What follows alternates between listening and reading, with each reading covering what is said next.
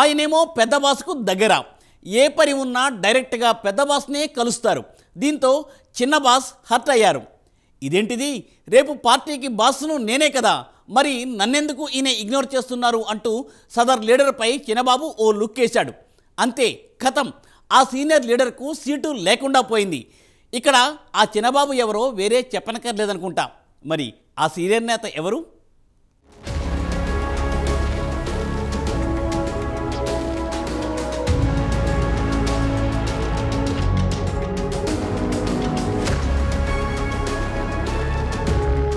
మాజీ మంత్రి దేవినేని ఉమామహేశ్వరరావుకు చంద్రబాబు షాక్ ఇచ్చారు. మూడో జాబితాలో సైతం ఆయన పేరు లేదు. చంద్రబాబుకు అత్యంత విధేయుడు దేవినేని ఉమా. ఈయనకు అత్యంత ప్రాధాన్యమిస్తున్నందునే గతంలో కొడాలి నాని టీడీపీకి దూరమయ్యారు. చాలామంది నేతలు టీడీపీ నుంచి బయటకు వెళ్లిపోవడానికి కారణం దేవినేని ఉమాకు ప్రాధాన్యం ఇవ్వడమేనని టాక్. అటువంటి ఉమాకు ఈసారి టికెట్ ఇవ్వలేదు. ఆయన ఆశిస్తున్న మైలవరం టికెట్ను వసంత కృష్ణ ప్రసాద్కు కట్టబెట్టారు. సర్దుబాటు చేస్తారన్న పెనమలూరు టికెట్ను బోడే ప్రసాద్కు కేటాయించారు. దీంతో దేవినేని ఉమా పరిస్థితి ఏంటి అన్నది ప్రశ్నార్థకంగా మారింది.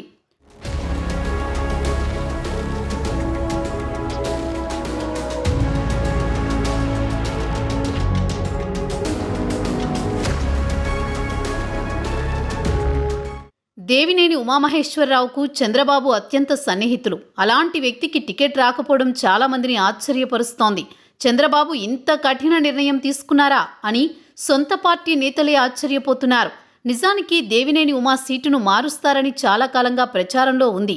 కారణం ఏదైనప్పటికీ దేవినేని ఉమాకు చంద్రబాబు దగ్గర తప్ప మిగతా కృష్ణా జిల్లా నేతల్లో అంత సానుకూలత లేదు. ఆయన వల్లే కృష్ణా జిల్లాలో పార్టీకి తీవ్ర సమస్యలని చెబుతూ ఉంటారు. అయితే చంద్రబాబు మాత్రం ఎంతమంది పార్టీ నుంచి వెళ్లిపోయినా దేవినేని ఉమాకే ప్రాధాన్యమిస్తూ వస్తున్నారు.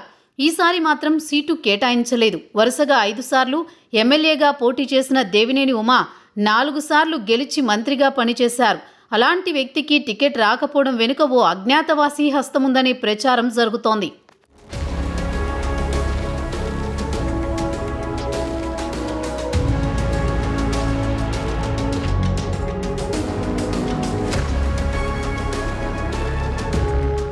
దేవినేని ఉమాకు డైరెక్ట్గా చంద్రబాబును కలవడానికి యాక్సెస్ ఉంది. పొలిటికల్ మ్యాటర్స్ అయినా ఫైనాన్షియల్ విషయాలైనా ఆయన డైరెక్ట్గా చంద్రబాబుతోనే డీల్ చేస్తారు.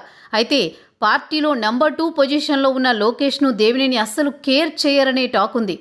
వీళ్ళిద్దరి మధ్య అంత సానుకూల వాతావరణం కూడా లేదనే ప్రచారం ఎప్పటినుంచో ఉంది. అందుకని ఈసారి చిన్నబాబు దేవినేనిపై కాస్త నజర్ పెట్టారని, ఫలితంగా ఆయన సీటుకు బొక్క పడిందనే టాక్ వినిపిస్తోంది. ఇదే సమయంలో వసంత కృష్ణ ప్రసాద్ లోకేష్ను కాకా పట్టారు. కాగల కార్యం గంధర్వులే తీర్చినట్లు చిన్నబాబు పని ఈజీగా అయిపోయింది. అటు దేవినేనికి చెక్ పెట్టడానికి, ఇటు వసంతకు సీటు ఇప్పించడానికి ఒకే దెబ్బకు 2 పిట్టలన్నట్టుగా చిన్నబాబు రాజకీయం పారింది. సీన్ కట్ చేస్తే దేవినేని ఉమాకు సీటు లేకుండా పోయింది.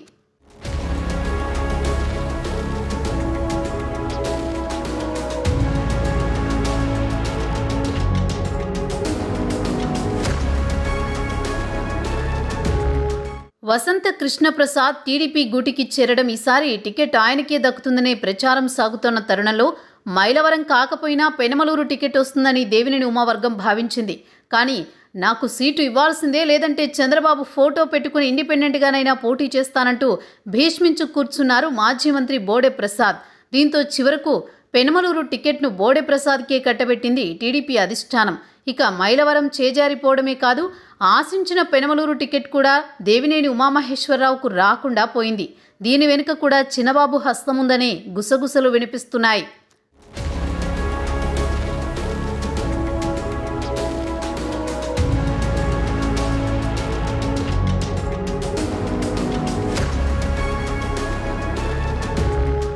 గత ఎన్నికల్లో మైలవరం నియోజకవర్గం నుంచి టీడీపీ అభ్యర్థిగా ఉమా పోటీ చేశారు.